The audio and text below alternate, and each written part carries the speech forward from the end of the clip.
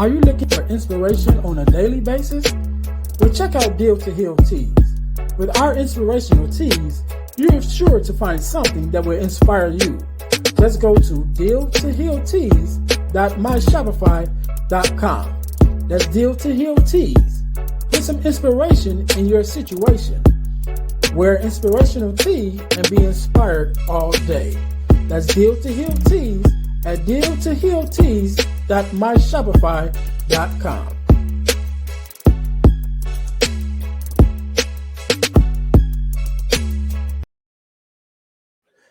Hey guys, this is Earnest James, host of the Deal to Heal with E. James podcast, and I got a question to ask you. Could you buy me a cheeseburger? Better yet, could you buy me a value meal? Yes? Well, guess what? I don't need a value meal. However, for the cost of a value meal, you can support this podcast to keep us on the air. Just go to Patreon/Deal to Heal podcast and choose any one of the 3 tiers that's available. And if you just want to make a one-time donation, go to Cash App and make a donation to $EJames, the number 418. Make a one-time donation to the Cash App, or again, go to Patreon to support this podcast and keep us on the air. Thanks in advance. Be blessed.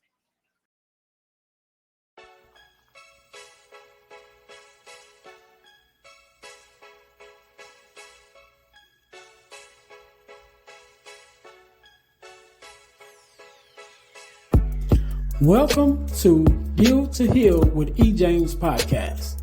On this podcast, my guest and I will discuss topics and ways to help us to heal in every area of our lives. I believe that everyone can live a life that is happy, healthy, and whole. So I'm on a mission to help people to deal, heal, and fulfill. Deal with your problem, heal from the pain, and fulfill your purpose. Thanks for tuning in. Let's get to it. Welcome. This is Earnest James. This is the Deal to Heal. I am messing my whole intro up. Welcome, everybody, to the Deal to Heal with E. James podcast. I'm your host, Earnest James, and I believe that everyone can and should live a life that is whole, healed, and healthy. And therefore, I'm on a mission to help people to deal, to heal, and fulfill, to deal with your problems, to heal from the pain, and to fulfill your purpose. Thank you guys once again for tuning in to the Deal to Heal with E. James podcast. If you haven't already, please listen, like, subscribe, and share the podcast with other people. Also, make sure you subscribe to our YouTube channel, our Facebook page, definitely where we can interact with you more on a day-to-day basis to let you know what we got going on. We've got a lot of stuff coming up, webinars, seminars, books, products, and things that's coming out that's going to be a blessing and definitely help you. So please log on to our Facebook page. Make sure you follow us. That way we can, communicate with you more with more information on a day-to-day basis. Also, subscribe to our Spotify page or Spotify podcast, or wherever you listen to your podcast on your audio devices. Also, I'm going to tell you guys how you can win $100 from the podcast, but you got to stay to the end to get that information. All right. So make sure you guys stay to the end, which I know you're going to stay anyway, because that's why you're here. You love it. Okay. Anyway, so today, just like any other day, we are blessed with a guest, Miss TeNita. How are you doing? I'm good. I love that. Blessed with a guest. Yes. Yeah. Because first of all, thank you for being here, because you could have been anywhere else doing anything else, but you took out time to be here with me and my listeners. And so you blessed us with your presence. And so we are blessed to have you here, and we definitely appreciate it that you took out the time to be here with us. Thank you for having me. Super excited to be here. No problem. So first of all, if you can, just introduce yourself to the listeners and kind of give us an idea of who you are and what it is that you do. Hi, everyone. My name is TeNita Ballard. I am located in Los Angeles, California, and I am the one that helps the one that is typically showing up for everyone else. You're the one that's killing it professionally. You're killing it on your job. You're killing it in your business. But deep down inside, you feel like there's more to life. You feel unfulfilled. So I'm that person to guide you to the other side of that discomfort so that you can live a more fulfilled and happy life. All right, all right. So let's jump right in it then. So I named this podcast "Healing Yourself by Doing the Self Work." Right. So I came across you. You're on a live actually with Takara Renee. I think that's her Instagram name. Shout out to her. She always also was a guest on the podcast maybe about a couple months ago. Yeah. But so I came across you guys there. I was very intrigued by your conversation that you guys were having. So I reached out to you to be here, and so I wanted to talk to you because like you said, there are some of us, and I can say us because I believe to some extent, I may be even still in that boat. I've came a long way. Every But day. I Every think day.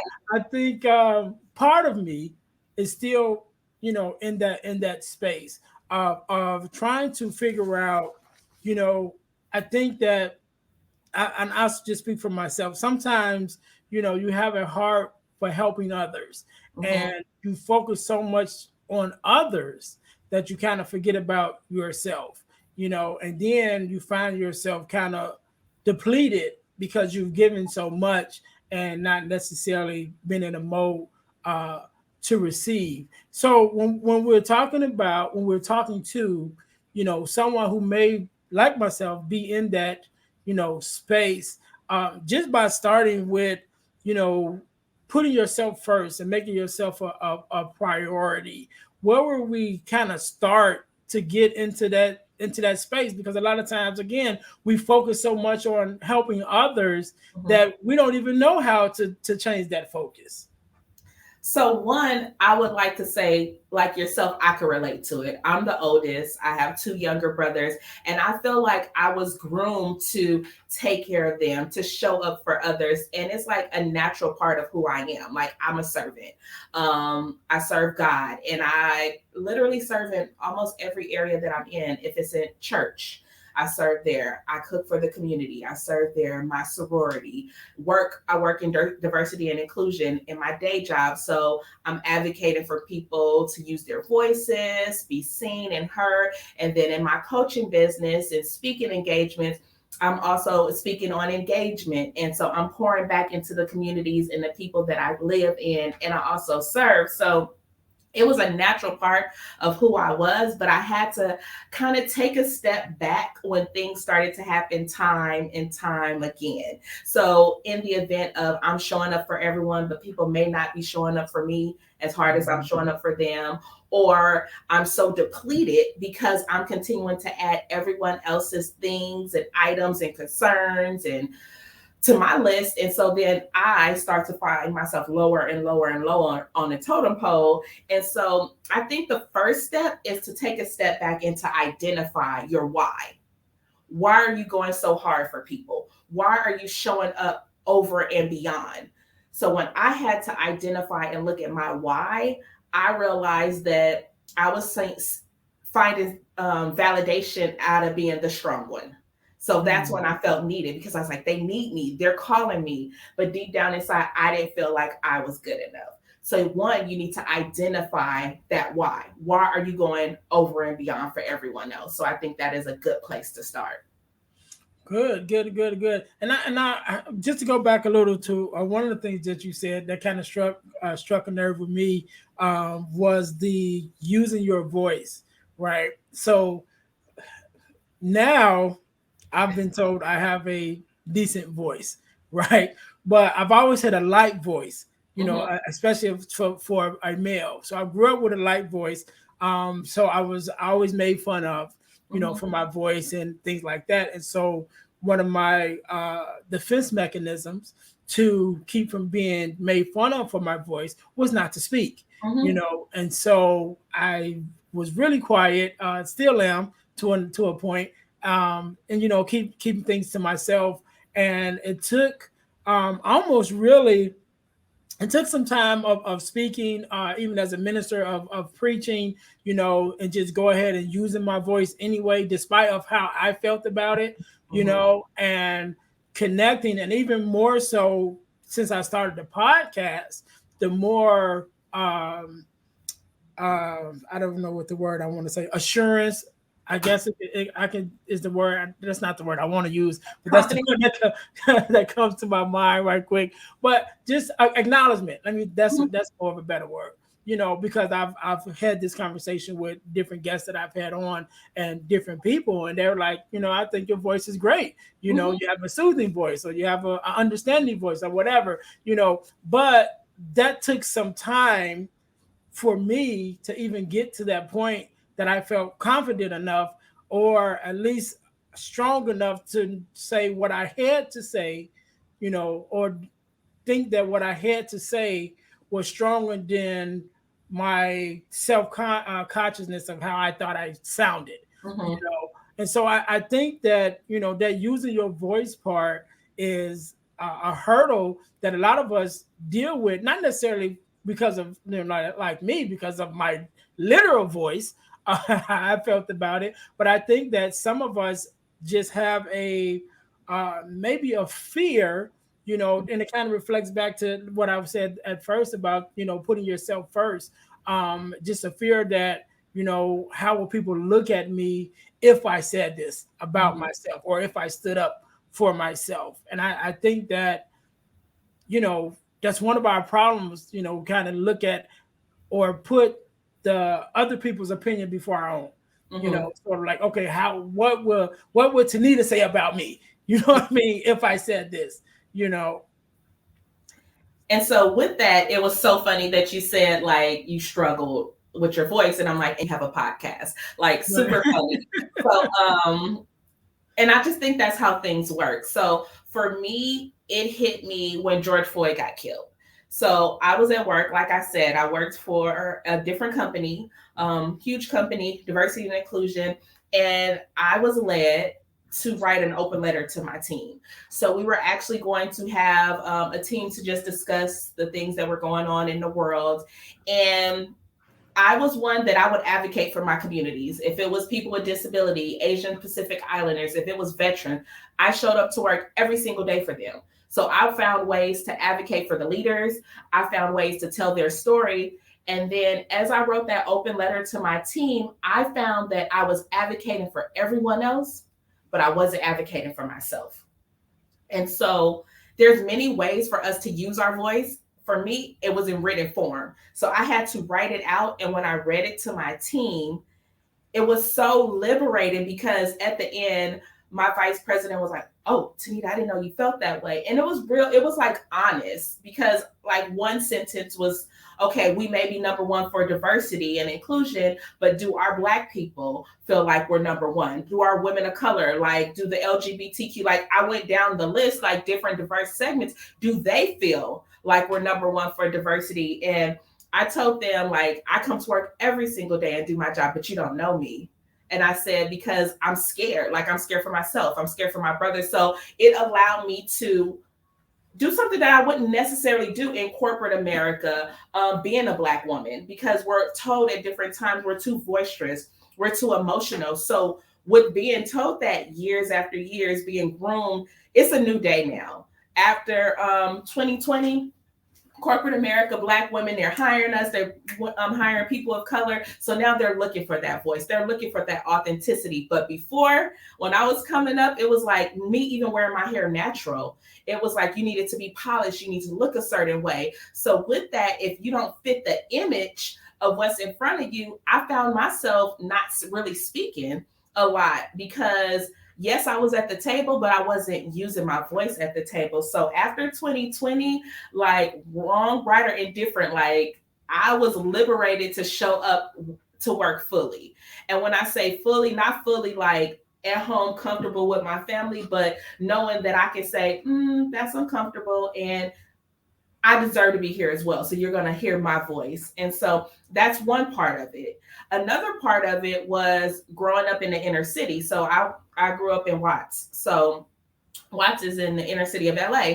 And so growing up in Watts, my parents sent us to magnet schools. Going to magnet schools, the white people said, oh, she sound like ghetto. She sound black. But then in the neighborhood, people were like, oh, she thinks she white. She sound white. So growing up, I really didn't fit in. So for me, it was like either I sound too black, I'm trying to sound proper, so I didn't really know where I fit in there. So that's when I found myself speaking less and less.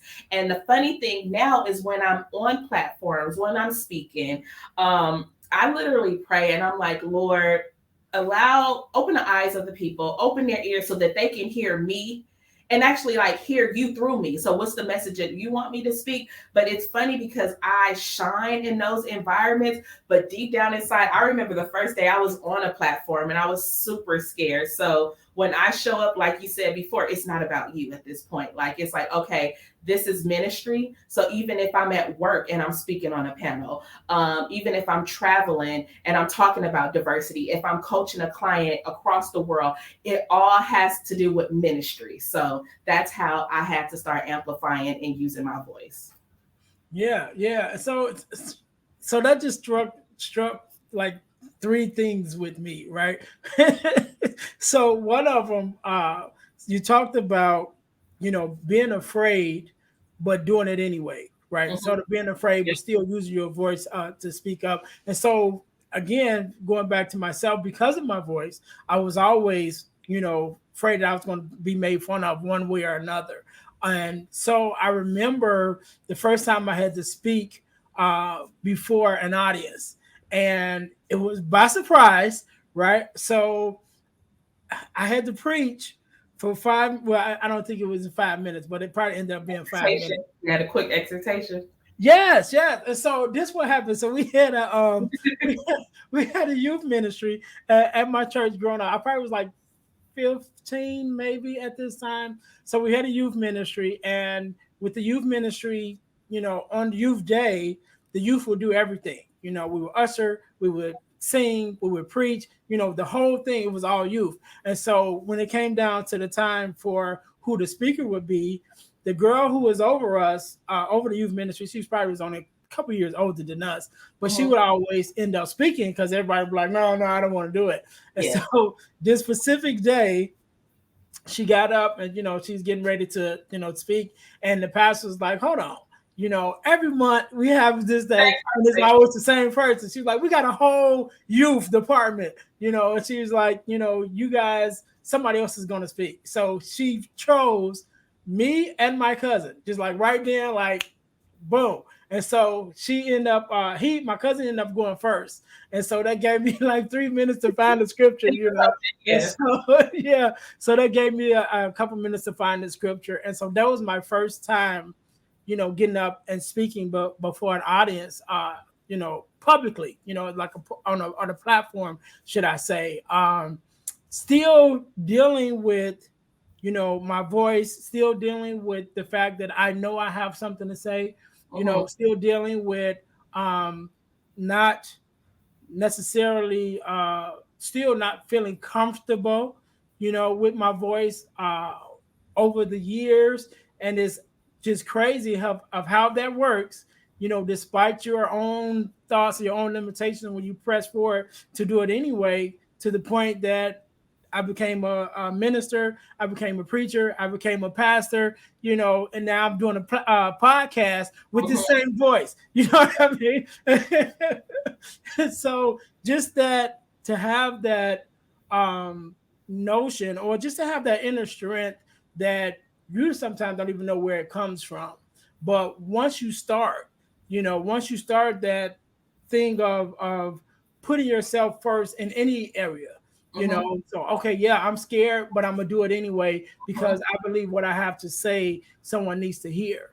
And when you start making them first steps, it just kind of mirrors in other areas of your life, and then you'll find yourself, moving forward, and finding yourself in positions that you probably never would thought you would be in, just because you took a step forward, for yourself. And so I think that, when we're talking about,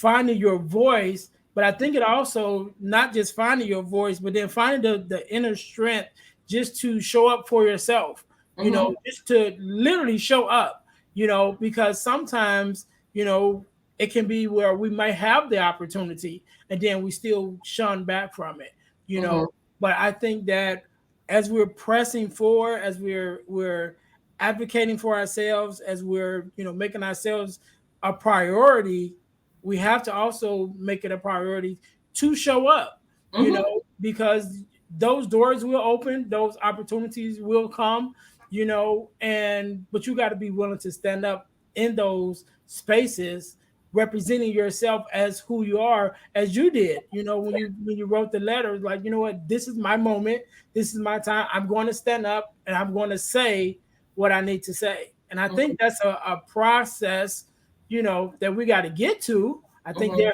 there is in some process in there, maybe you can explain it a little bit better than I'm explaining it, but I think there is a process. I think there is some steps to being able to show up for yourself in those situations, should I say. So I think when you went to like your first time you were speaking, I'll go to the first time I was on a panel, and after the panel, the reaction of the crowd, like I had people waiting in line to speak to me.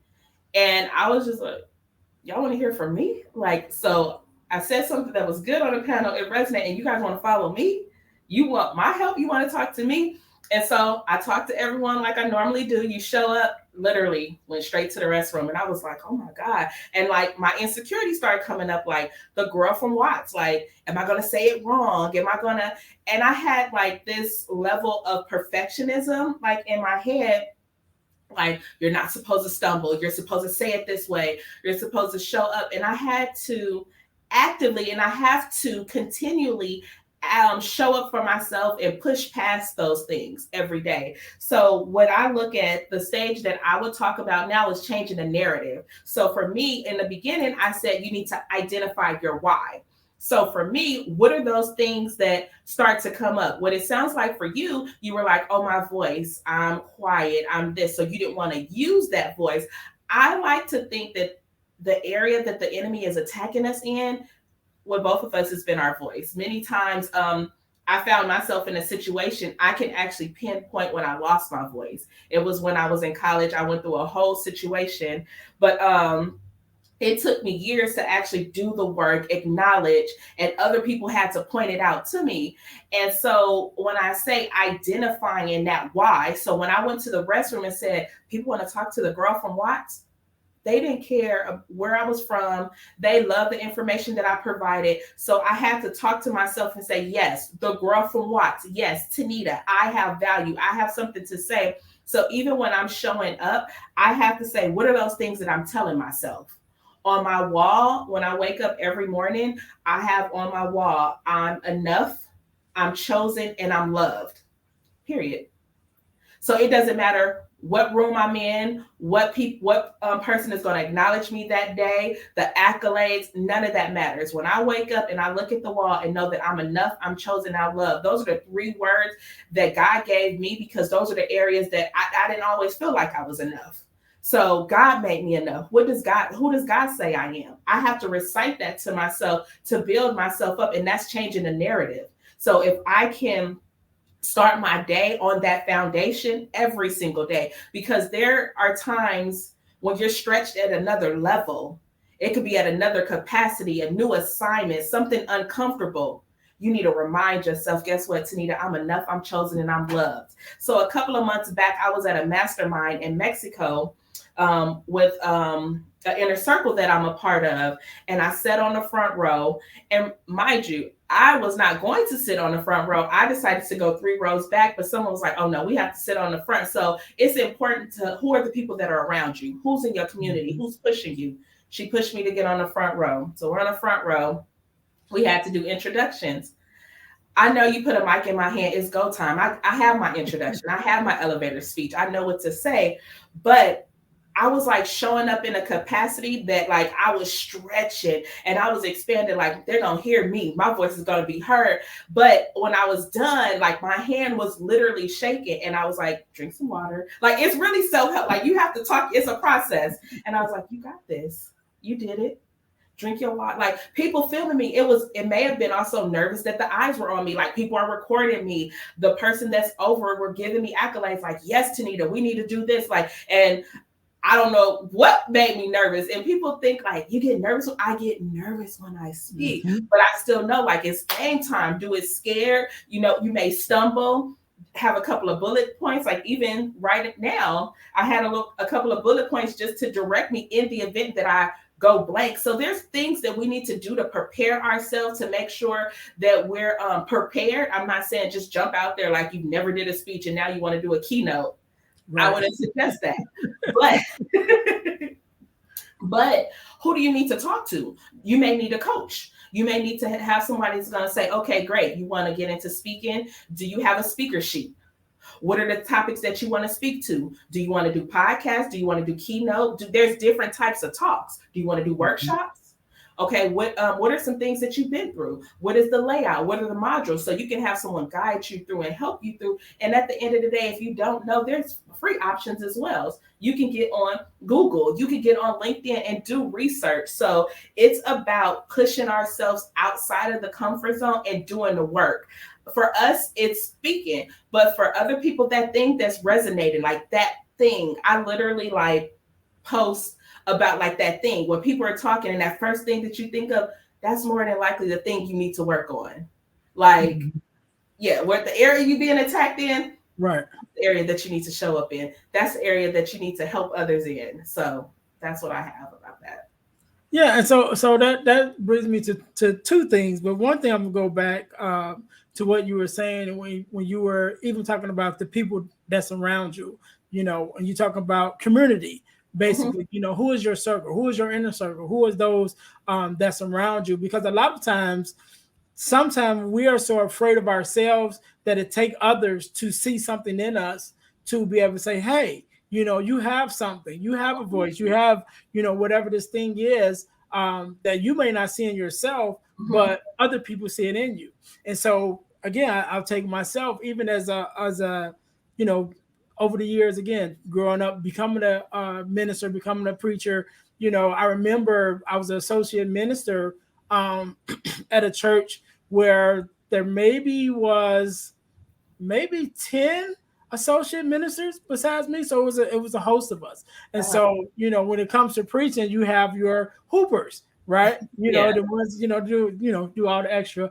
That ain't me. You know what I mean? That's not me at all. So even with that, I knew I had something to say. I knew I had a voice, you know, but then I'm comparing myself to those, you know, around me. And I'm like, man, you know, how am I going to be received? Because this is the norm in this capacity that I'm in. And so I remember saying, you know what, I'm just going to go and, you know, do what I do, whatever. And so that's what I did. Whenever I was chosen to, you know, speak for whatever service or whatever, I came in, and I'm more of a teacher than a preacher, you know. So I'll come in and I would teach, you know, I would do my thing. And what really encouraged me was the reception from the audience, from the congregation, those that, you know, came up to me afterwards and you know, talked to me about what I had said and how it helped them. And then not only that, but the other preachers, you know, like even though I didn't deliver my message maybe the way that they did, they came to me and was like, hey, you know, that was good. I got something out of it. I liked how you did, you know, whatever. And then even later on, after I stepped into the position of a executive pastor, you know, I was under the leadership of someone else, but I still was approached by several people, other pastors, to, you know, if I wanted to join their ministries,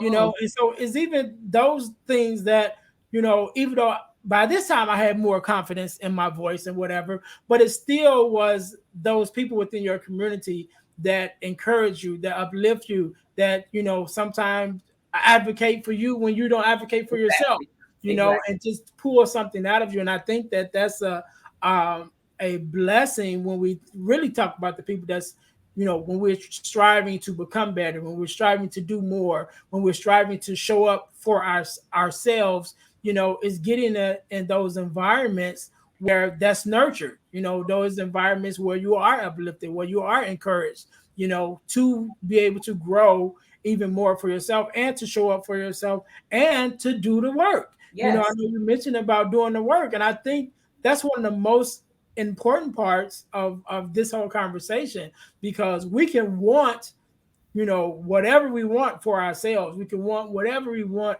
for our future, but if we don't show up to do the work, then it's all going to be null and void. Even the scripture says, faith without works. It's dead. And a lot of times we lean so heavily on the faith part of it, but we don't want to do the work that's necessary to bring about the things that we're praying for, or hoping for. And so I think that doing the work part is like a major stepping stone to getting from where we are to where we're trying to be. Would you agree with that? I agree.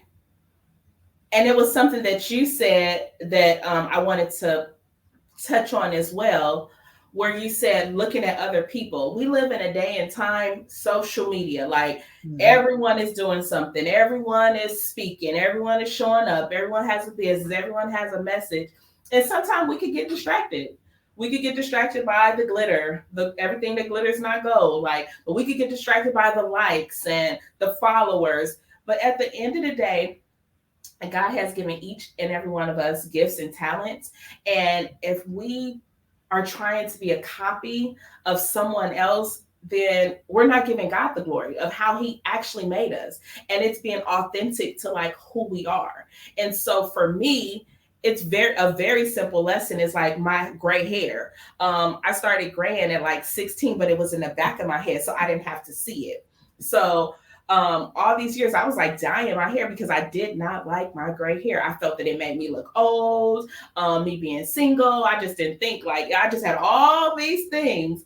And then it wasn't until I embraced my gray hair fully and I laugh. When I go in a room, I'm memorable. People see my hair, I stand out and I laugh and I'm like, God, the very thing that I was trying to hide behind, the very thing that I did not want to acknowledge, my gray hair. And now people are always saying how beautiful my hair is, how beautiful I am. And I love your hair. And I'm just God, you're funny. And for me, it's very simple. I use the example of gray hair. I can also go with exhorting, speaking to people. But I just want to challenge everyone out there. There's ways to figure out spiritual gifts, your talents, what you're good at. I like to describe it very simple. What is that thing that you're naturally good at? What is that thing that without little effort, you show up and you kill it? For me, it was cooking. So during the pandemic, I decided to start a meal prep business and I started Season 2 of Tea. And it was meal prep. It allowed me to pay homage to my grandmothers, very great homemakers, very great cooks. They taught me that. But when I opened the business, mind you, deep down, I serve. So I saw a need. It allowed me to serve. And one day I was driving and I was like, God, people were sending me money. And I said, so when things were tight, you mean to tell me all I had to do was cook? All you got to do is buy food, take it in your house. I didn't need to open up a restaurant. Literally, I was sitting on a gift. So what I was looking at as cooking, I didn't want to be domestic. I didn't want to open up a restaurant. That business, Season 2 of Tea, opened up opportunities for me to speak and coach people outside of my day job. And so that's when I said, this is what I want to do. I want to travel the world and speak. I want to help people. So by me stepping out and cooking, what is that thing that you're naturally good at? You may just need to step out and it may open the door for something else. So we all have those gifts and talents. So I just definitely want to encourage everyone out there to start to hone in on that thing. What is that thing that makes you feel good? For me, the meal prep was great. I like to eat my food hot. So I love when my family come over, we having brunch, we're eating, we're hanging out. That's different. Meal prep is not that, but still, it was a whole experience. It's still service. So I definitely think it would be beneficial for people to just start tapping in. What is that thing you're naturally good at? Like, how can you make that your own and be authentic in it? Yeah, yeah. So I can attest to a couple of things that you said. One of them, first of all, similar to you. I'm, as you see, I'm bald. I started going bald early in my late teens, and I had nice hair. You know, Uh-huh. I had nice hair, nice, real good hair, and I always got compliments for my hair. So when I started going bald, I'm like, dude, what I mean? What's going on? And I tried to hold on to it. I would get lower and lower haircuts Uh-huh. until it just got to the point like, dude, just stop. You know what I mean? And so I just had to forget it. I'm just going bald. Yeah. And even more so now, even with my beard, with all the gray in my beard, I have one of my dear cousins, and he always tell me all the time, you need to dye your beard, you need to dye your beard. I'm like, for what? You know what I mean? I'm like, this is who I am, and I'm like, if anyone has a problem with it, I would rather them see it and not approach me. You know Yeah. what I mean? Yeah. You know what I'm saying? Then to change who I am to appease somebody else. Mm-hmm. And so I'm like, this is who I am. This is my representative. Mm-hmm. Like, you look old. I am old. You know what I mean? And you don't know. Whatever, you know what I'm saying? I'm like, hey, I'd rather be old than the alternative. You know what I'm saying? Yeah, So exactly. once you stop getting old, that's when you really got to worry about it. And so I can attest to that, even having those looks, your looks change, and those things, kind of being self-conscious about that. And another thing that you said, when we're looking for that thing, in which we're called to serve. Um, when I started my journey to finding, my purpose and where what I'm supposed to be doing, God gave me a quote, and the quote says that uh, pain births promise. I got to get it right because I just said it now. My mind just went blank. Pain births purpose. Purpose births progress. And progress is the evidence that God is at work. Okay. So that's what it was. So I often tell people that, because even with me doing the podcast, this is not where I started, right? Mm-hmm. My original platform, which came out of my pain, was I was having some issues in my marriage. And when we got to the bottom of it, it basically was a difference in our upbringings. I came from a two-family household. My wife came from a single-parent household. And Mm-hmm. so there are differences that we had in growing up. And so dealing with that and looking back on my past, I realized that every woman I had ever dated was a fatherless daughter, you know. Mm. And so taking that in consideration and really diving a little deeper, within myself and into that area, that's how I even got on Instagram, because I started a page called Friends to Fatherless Daughters.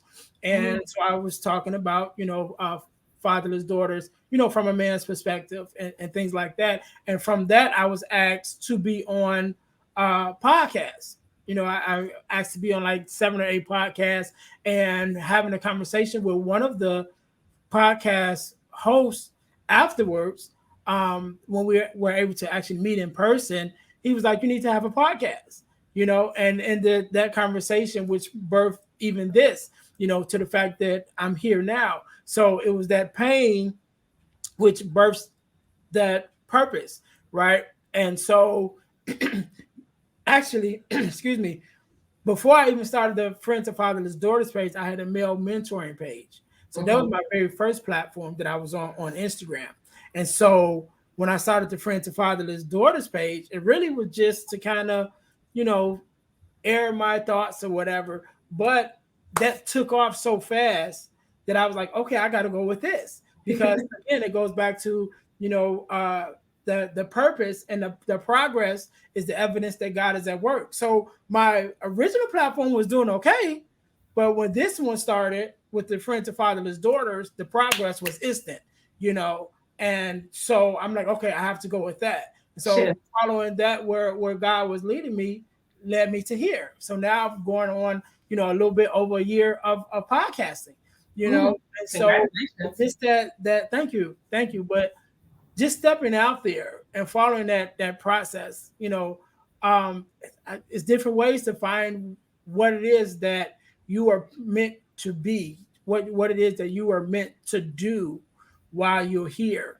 And I think that once we get on that journey and we start looking for those answers, it's all around us, And like you said, you look at those areas where the devil is finding you the most, because that just might be it, And like I said, even since I was my whole life, it was my voice, and now my voice is one of my biggest assets, whether it's preaching, whether it's speaking, whether it's podcasting, even webinars and things like that I do.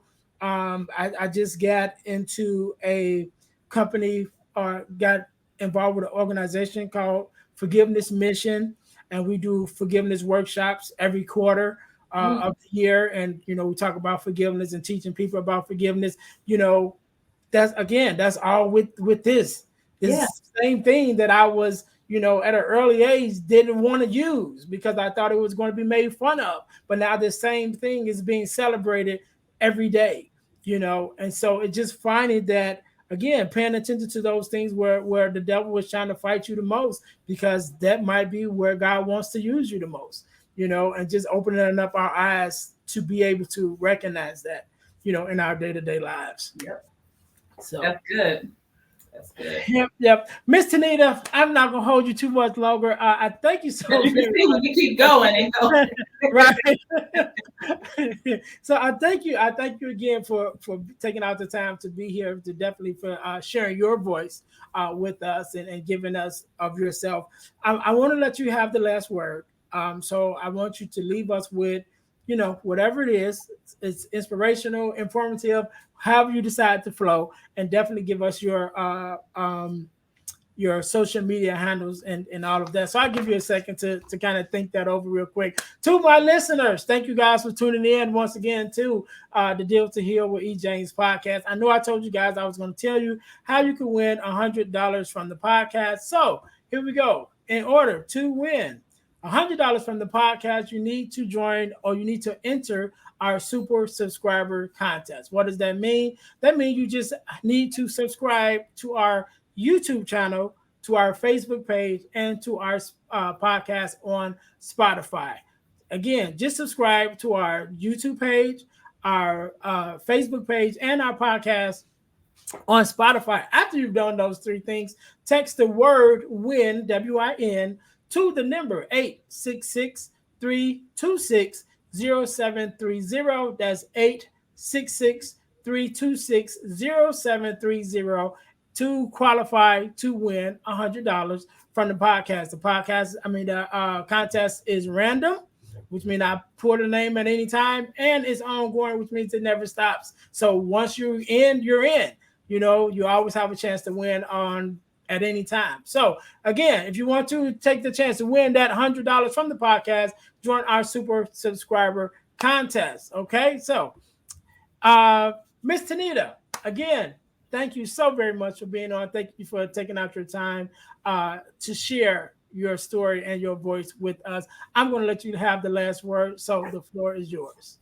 Thank you very much. And once again, thank you for having me. So first things first is the title. Healing yourself by doing self-work. I want to let everyone know out there that you have to do the work. You can sign up with the coach. You can sign up to the program. You can read the book.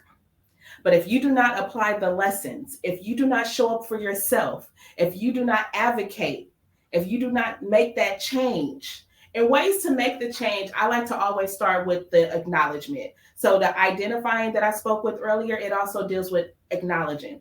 You have to acknowledge that you had enough. You have to acknowledge that it's time for a change. You checked into that class for a reason. You got that coach for a reason. You read that book for a reason. So now it's your time, because the author can't heal you. The coach can't heal you. They can provide you the tools and the resources. There's one person that can heal you, and I wasn't going to point you to God. I really wasn't going there, but I'm like, if we're talking about healing, it's God, and then it's you. You have to do the work. You need to show up for you. And so if you are struggling with how to show up for yourself, you don't know how, you don't know where to start, there's so many resources out there. I would love to open myself up as a resource. My Instagram page is at TeNita Speaks. That's TeNita, TeNita Speaks, SPEAKS. And then my website is also TeNita Speaks. So you can go there as well. And once you go there, you have so much informational resources, lives, things that I've done. But if you want to schedule a complimentary talk, click the link in my bio and we can have a conversation to see if we're a match. And if we're a match, I will be more than willing to help you to get to the other side so that you can acknowledge and you can start doing the work today. So super happy to be here. Know that give yourself grace. It's a process. You need to choose to do it every single day. Even when you mess up, when it gets difficult, get back up. We're here to help. So thank you. All right. And there it is. So we can't say it no better than that. Again, thank you guys for tuning in. This is Earnest James, and this is the Deal to Heal with E. James podcast. And our mission is to help you to deal, to heal, and to fulfill. To deal with your problems, to heal from the pain, and to fulfill your purpose. Until next week, we will see you guys later. Be blessed. Bye. Hey guys, I know you're enjoying the podcast. However, don't forget to join our text line at 866-326-0730. That's 866-326-0730 in order to receive text messages with new events and things that is going on and new episodes as they release. All right, see you in a minute. Thanks for listening to the Deal to Heal with E. James podcast. Remember to listen, like, subscribe, and share. This episode has been brought to you by Deal to Heal Tees. Put some inspiration in your situation. Wear an inspirational tee and be inspired all day. Let's go to dealtohealtees.myshopify.com. Remember, our mission is to help you to deal, heal, and fulfill. Deal with your problem, heal from the pain, and fulfill your purpose. Thanks for listening.